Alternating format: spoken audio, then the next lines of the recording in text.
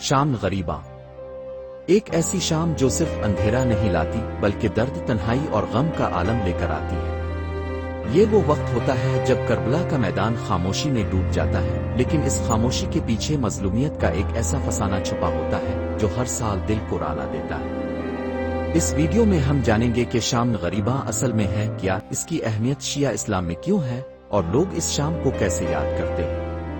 آج کی شام صرف ایک تاریخ نہیں، یہ شام ہے اس درد کی جو حسین اور ان کے اہل خانہ پر گزری، ان عورتوں اور بچوں پر گزری جو کربلا کے بعد اسیر بنائے گئے۔ شام غریبہ وہ وقت ہوتا ہے جب امام حسین اور ان کے وفادار ساتھیوں کے شہید ہونے کے بعد کربلا کا میدان خالی ہو چکا ہوتا ہے۔ لشکر یزید نے اپنی فتح کا اعلان کیا ہوتا ہے، لیکن حقیقت میں وہ دن ظلم اور نفرت کی ایک ایسی علامت بن چکا ہوتا ہے جس کی گونج رہتی دنیا تک سنائی دیتی ہے۔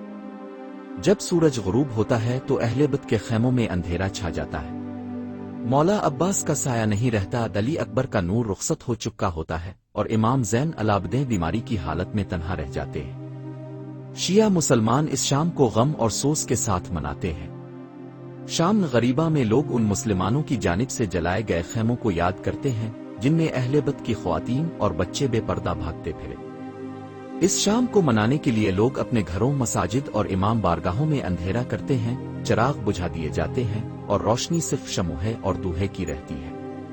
مساجد اور امام بارگاہوں میں مجالس کا انعقاد ہوتا ہے جہاں ذاکر عالم امام حسین کے غم میں تقریر کرتا ہے۔ نوحے پڑے جاتے ہیں، ماتم کیا جاتا ہے، لوگ زنجیر زنی کرتے ہیں، لیکن سب کچھ خاموشی اور گہرے درد کے سائے میں ہوتا ہے۔ شام غریبہ کا سب سے اہم پہلو یہ ہوتا ہے کہ اس رات اہل بیت کے بچوں اور خواتین کے دکھ کو محسوس کیا جائے۔ بی بی زینب کا صبر اور حوصلہ یاد کیا جاتا ہے جنہوں نے ظلم سہتے ہوئے بھی حق کی آواز بلند کی۔ وہ بچے جن کے باپ، بھائی یا چچا شہید ہو چکے ہوتے ہیں، وہ روتے ہوئے کسی کو پکارتے ہیں مگر کوئی جواب نہیں دیتا۔ لوگ خالی خیموں کا منظر تیار کرتے ہیں، مٹی میں لپٹی ہوئی چادریں، جلتے ہوئے لکڑی کے ٹکڑے اور خاموشی میں ماتم کرتی ہوئی خواتین کا منظر دکھایا جاتا ہے۔ کچھ مقامات پر بچوں کو قیدیوں کی صورت میں پیش کیا جاتا ہے جہاں ان کے ہاتھ بندھے ہوتے ہیں اور سر جھکا ہوا ہوتا ہے۔ یہ منظر صرف ایک یاد نہیں بلکہ ایک عبرت ہے۔ شام غریبہ میں روزے بھی رکھے جاتے ہیں، کچھ لوگ صدقہ دیتے ہیں اور کچھ لوگ پورے وقت نوحہ خوانی کرتے ہیں۔ آج بھی دنیا بھر میں شیعہ مسلمان اس شام کو ایسے مناتے ہیں جیسے ان کے گھر کا سب سے عزیز فرد رخصت ہو گیا ہو۔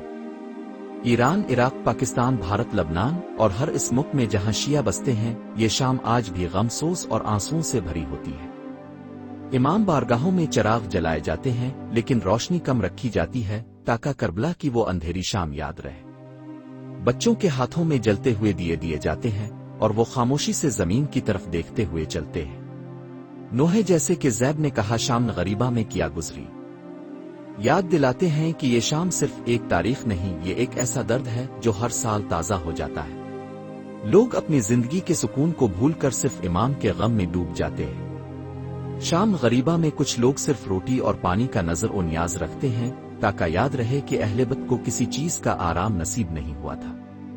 یہ شام صبر کا پیغام دیتی ہے لیکن ساتھ ہی ظلم کے خلاف آواز بلند کرنے کا بھی۔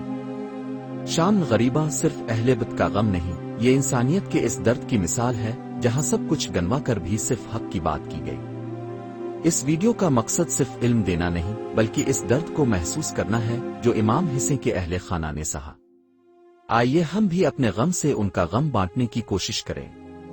آنسو صرف آنکھوں میں نہیں، دل میں بھی آنے چاہیے۔ شام غریبہ ایک مثال ہے صبر، قربانی اور سچائی کی جسے ہر انسان کو سمجھنا چاہیے، چاہے وہ کسی بھی فرقے سے تعلق رکھتا ہو۔ آج کی شام میں ہم نے صرف تاریخ نہیں دیکھی بلکہ ایک درد کو محسوس کیا۔ شام غریبہ ہمیں یہ یاد دلاتی ہے کہ ظلم کے خلاف آواز الفاٹینا فرض ہے، چاہے انجام کچھ بھی ہو۔ یہ شام ہمیں صبر، برکت اور حق کا پیغام دیتی ہے۔ اگر آپ کو یہ ویڈیو معلوماتی لگی ہو تو اسے ضرور شیئر کریں تاکہ زیادہ سے زیادہ لوگ کربلا کی اصل روح کو سمجھ سکیں۔ چینل کو سبسکرائب کرنا مت بھولیے، ہم لائیں گے اور بھی ایسے ویڈیوز جو صرف دیکھے نہیں بلکہ محسوس کیے جاتے ہیں۔